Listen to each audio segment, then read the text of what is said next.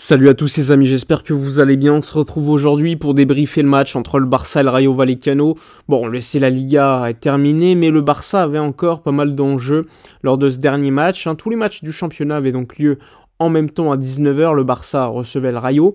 Un Barça qui avait besoin de gagner pour assurer une seconde place permettant au club de pouvoir participer à la prochaine Super Coupe d'Espagne la saison prochaine, sachant qu'il y a évidemment des enjeux pour gagner de l'argent via cette compétition, mais également en termes de droits TV, lorsque tu termines second, eh bien tu gagnes plus d'argent que si tu termines troisième. C'est assez logique. Bref, le 11 mis en place par Xavi décrié pendant le match, avant le match, avec des chants de certains supporters. Laporta, c'était pareil. Ter Stegen au but, défense centrale, Íñigo Martínez, Cubarsí, à gauche, Cancelo, à droite, Koundé, milieu de terrain, Gundogan, Fermin et Sergi Roberto devant, Lamine Yamal à droite, Rafinha à gauche, Lewandowski en numéro 9. Côté Rayo Vallecano, quelques joueurs comme Dimitrievski, ici Palason, qui sont connus, notamment en Liga. Bref, pas beaucoup non plus de superstars dans cette équipe du Rayo. C'est une équipe qui joue, qui presse, assez connue en Espagne, mais c'est pas non plus des joueurs d'une grande classe internationale. Le seul joueur, on va dire, le plus connu, ça reste ici Palason, le joueur milieu de terrain, le chauve de cette équipe, qui est pour moi le meilleur joueur. Bon, la première mi-temps. Le Barça va vite ouvrir le score grâce à Lamine Yamal, passe décisive pour Robert Lewandowski qui va marquer très rapidement, 3e minute. Et ensuite, globalement, on va s'ennuyer, il y aura peu d'occasions. Le Rayo Vallecano va essayer d'attaquer dans les espaces derrière le dos des centraux sur de longs ballons. Par moment, ils auraient pu égaliser. À un moment donné, il y a un lob du joueur du Rayo offensif qui rate pas loin du cadre, quelques corners où le Barça était en difficulté, mais globalement on s'est ennuyé. Côté Barça, très peu de situations créées, très peu d'occasions, ça joue au petit trot, le milieu de terrain n'est pas plaisant à voir, on voit trop peu Fermin, on voit trop peu Sergi Roberto, et encore une fois ce n'est pas une surprise, le jeu dépend quasiment offensivement que de Lamine Yamal qui est sûr responsabilisé, on lui donne le ballon et vas-y, crée-nous quelque chose comme il l'a fait sur le premier but. Un Rafinha qui se bat, on l'a vu faire des replis défensifs, mais avec ballon offensivement, on le voit pas assez. Un Lewandowski plutôt intéressant. On l'a vu se créer une situation également sur une association d'une talonnade de Rafinha où Lewandowski en vitesse ira plus vite que le jeune. Au lieu de frapper du pied gauche, il va vouloir se remettre sur le pied droit, il va perdre du temps. Il y aura un retour défensif du Rayo. Mais globalement, en première mi-temps, très ennuyeuse, beaucoup trop peu de situations, ça jouait au petit trot, t'avais des chants anti-Laporta, anti-Xavi, dans les tribunes également. Bon, finalement, il y a eu des sifflets par rapport à ces chants aussi, ce qui montre la division qui existe en ce moment dans la communauté barcelonaise, puisque comme vous le savez, Laporta n'a pas encore communiqué officiellement sur l'avenir de Xavi, et constamment Xavi, lorsqu'il est interrogé par la presse, il dit qu'il est au courant de rien et qu'il veut continuer à tout simplement planifier la saison prochaine, et c'est ce qu'il fait actuellement.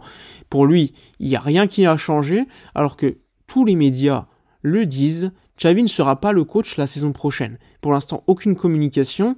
Xavi avait demandé un rendez-vous en face-à-face avec Laporta, il ne l'a pas eu il y a 2-3 jours, et ces prochaines heures, il est annoncé qu'une réunion aura lieu entre Laporta et Xavi, et que potentiellement lors de celle-ci, il pourrait lui annoncer son départ. Bon, on verra ce qui va se dérouler d'ici là, mais bon, le plus important, c'est donc le match de ce soir, puisque comme je vous l'ai dit, il y avait l'enjeu de se qualifier, et c'est aussi probablement pour ça que Laporta n'avait pas annoncé d'ores et déjà que Xavi n'allait pas continuer, puisque comme vous le savez, l'enjeu de se qualifier donc pour la Super Coupe d'Espagne, finir deuxième, est assez important économiquement, et c'était quasiment pas probable que Xavi soit démis de ses fonctions avant ce match, ça n'aurait pas eu beaucoup de sens, et donc il fallait patienter la fin de celui-ci avec un résultat positif pour enfin voir si une communication aura lieu, parce que Xavi, comme nous, on n'est pas dupes, Laporta, on lui a posé la question à multiples reprises, à ses directivos aussi, comme Rafa Yuste,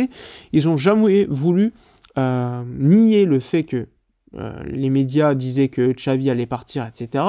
Ils n'ont pas voulu le défendre, donc ça laisse également monter une certaine mayonnaise qui met en avant le fait que Xavi va probablement partir. Bref, revenons quand même au match avec cette seconde mi-temps.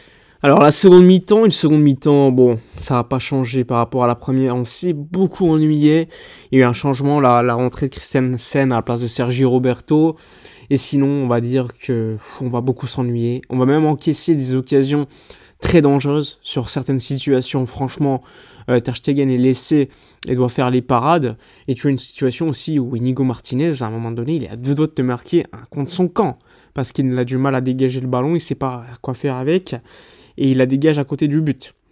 Et on s'est beaucoup ennuyé, et il y a eu des changements ensuite qui ont changé un petit peu la dynamique du match, avec notamment Pedri, Joao Félix, Victor Roque est également rentré.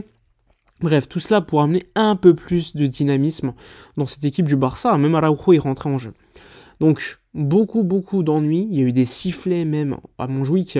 Parfois, il y avait même des chants pour Xavi Hernandez avec quelques sifflets également pour accompagner le chant. Donc, beaucoup on va dire, allez, pour trouver un mot juste, beaucoup de différences de traitement au niveau de l'actualité par les fans qui considèrent d'un côté que Xavi est un peu maltraité et de l'autre, et évidemment, il y en a qui veulent le voir partir à cause du jeu parce qu'il n'y en a pas. On s'est beaucoup ennuyé et même si Pedri va marquer un but, même un doublé ensuite avec notamment le premier but qu'il met, c'est suite à une séquence de Joao Félix extraordinaire et le deuxième but c'est une passe longue d'Araujo qui a fait une passe décisive, beau contrôle de Pedri qui a marqué le doublé, tu gagnes 3-0, mais globalement, tu t'ennuies, le jeu, il n'y a pas de jeu, franchement, tu dois vraiment t'ennuyer quand tu regardes le match du Barça, la 0 à la 90e minute, et l'important ce soir, c'est tout simplement le fait que tu te qualifies pour la prochaine Supercoupe d'Espagne, puisque tu finis second du championnat officiellement. Ça, c'est bien de voir Pedri marquer 2 buts, évidemment pour la confiance, mais franchement, en termes de jeu, tu t'ennuies beaucoup.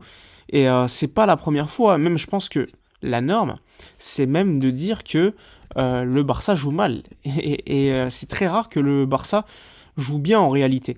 Et c'est devenu quelque chose qui est assez habituel aujourd'hui. Donc franchement, je peux comprendre les critiques par rapport au jeu du Barça. Comment ne pas les comprendre ? Le jeu est très soporifique, on s'ennuie beaucoup devant les matchs, et même si tu gagnes 3-0, dans la réalité, t'as beaucoup de chance, parce que t'as des situations où l'équipe en face, elle croque beaucoup, et si c'est des grands joueurs en face, peut-être que tu gagnes pas le match, même si je pense que même tu gagnes pas le match, peut-être. Et c'est quand même pas rassurant de voir tout le temps les mêmes problèmes chaque semaine. Alors évidemment, c'est la fin de la saison, tu vas faire un traitement qui sera différent, mais que c'est vraiment représentatif de tout ce qu'on a vu cette saison. Bref, le plus important, c'est la victoire 3-0, un clean sheet supplémentaire, évidemment la réaction des fans qui ont sifflé par moments Xavi, d'autres qui ont applaudi Xavi, des chants Laporta ont été entendus, on a eu un petit peu de tout, mais le plus important en termes de résultats, c'est la qualif pour la prochaine Supercoupe d'Espagne.